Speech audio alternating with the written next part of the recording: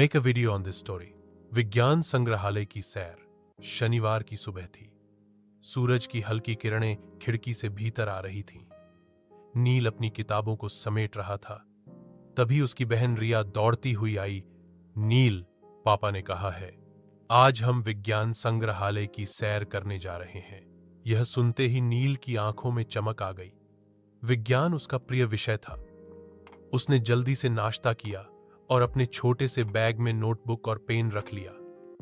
रिया भी उतनी ही उत्साहित थी। संग्रहालय का प्रवेश। जब वे परिवार सहित संग्रहालय पहुंचे तो सामने विशाल इमारत खड़ी थी। उस पर बड़े अक्षरों में लिखा था, राष्ट्रीय विज्ञान संग्रहालय।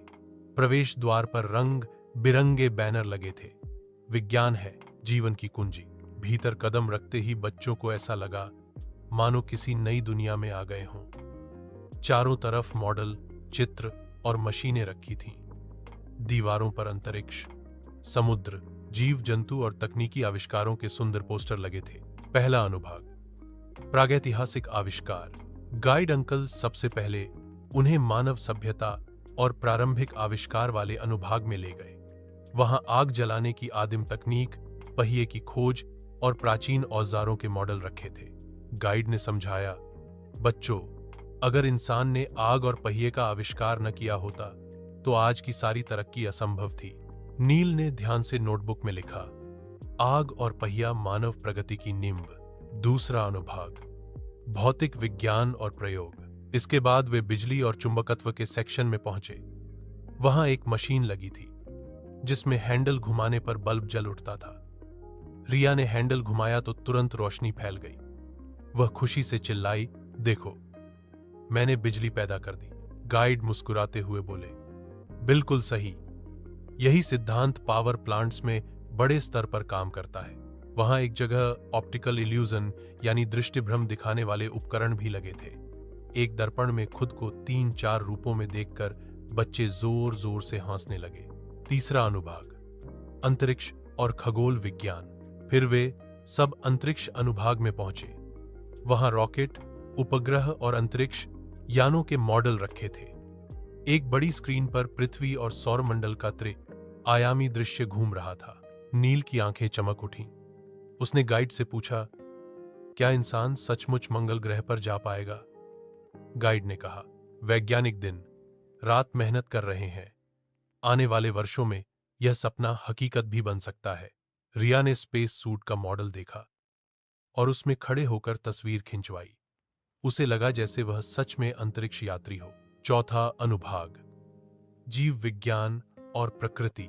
इसके बाद वे जीव विज्ञान अनुभाग में गए। वहां मानव शरीर का बड़ा मॉडल रखा था। बटन दबाते ही अलग अलग अंग चमकने लगते थे और उनकी जानकारी स्क्रीन पर आती थी। बच्चों ने दिल, फेफड़े और मस्तिष्क का कार्य देखा।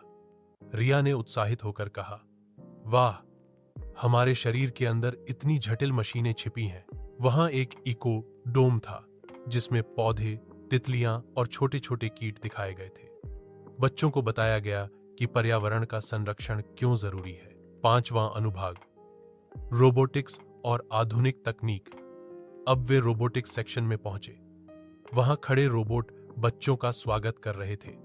एक रोबोट ने कहा, नमस्ते मित्रों, आप विज्ञान की अद्भुत दुनिया में हैं।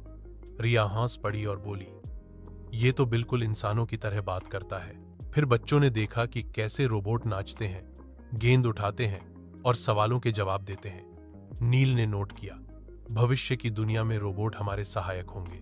छोटा सा प्रयोगशाला अनुभव। अंत में बच्चों को एक लर्निंग लैब में ले जाया गया जहां उन्हें छोटे छोटे प्रयोग करने दिए गए। नील ने नींबू से बिजली बनाई जबकि रिया ने रंगों का मिश्रण कर सुंदर इंद्रधनुष तैयार किया। गाइड ने समझाया, विज्ञान सिर्फ किताबों में नहीं बल्कि प्रयोगों में भी छिपा है। जब आप खुद करके देखते हैं तभी असली मजा आता है। समापन। पूरा दिन कब बीत गया पता ही नहीं चला। बाहर निकलते समय नील और रिया दोनों की आंखों में चमक थी। नील बोला, आज मैंने जाना कि विज्ञान सिर्फ पाठ्य पुस्तक का विषय नहीं बल्कि जीवन को आसान बनाने वाली ताकत है। रिया ने भी मुस्कुराते हुए कहा, और मुझे सबसे अच्छा लगा कि विज्ञान मजेदार भी हो सकता है। पापा ने दोनों बच्चों के सिर पर हाथ रखकर कहा, याद रखो, अगर तुम सवाल पूछते रहोगे और नई बातें सीखते रहोगे तो जीवन हमेशा रोचक बना रहेगा।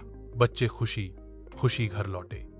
उनके मन में विज्ञान के प्रति नई जिज्ञासा और सपनों की एक नई उड़ान थी।